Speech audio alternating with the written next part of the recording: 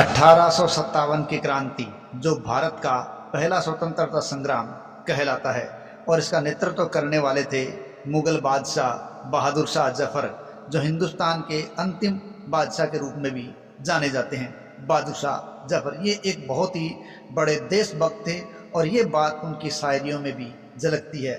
हालांकि इनके नेतृत्व में लड़ा गया पहला भारत का स्वतंत्रता संग्राम है असफल रह गया।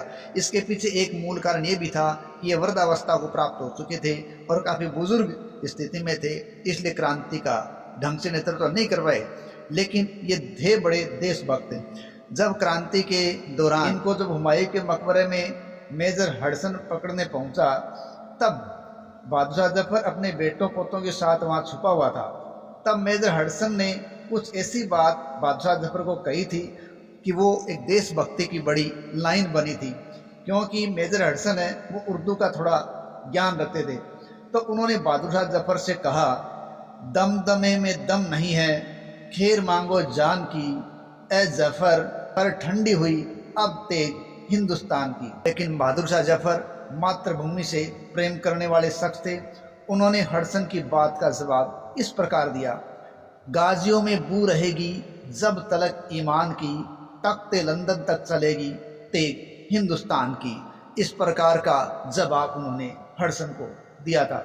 लेकिन बाद में इस क्रांति के दौरान ही उनके पुत्र, उनके पोतों को उनके सामने ही गोली मार दी गई और बहादुर शाह जफर को पकड़कर रंगून ले जाया गया और वहाँ 7 नवंबर 1862 को बहादुर शाह जफर की मृत्यु हुई थी।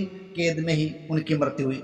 लेकिन वहाँ भी उनकी लेखनी में उनका मातृभूमि के लिए प्रेम झलक रहा था। उन्होंने लिखा था, कितना है बदनसीब जफर दफन के लिए, 2 गज जमीन भी न मिली कुए यार में।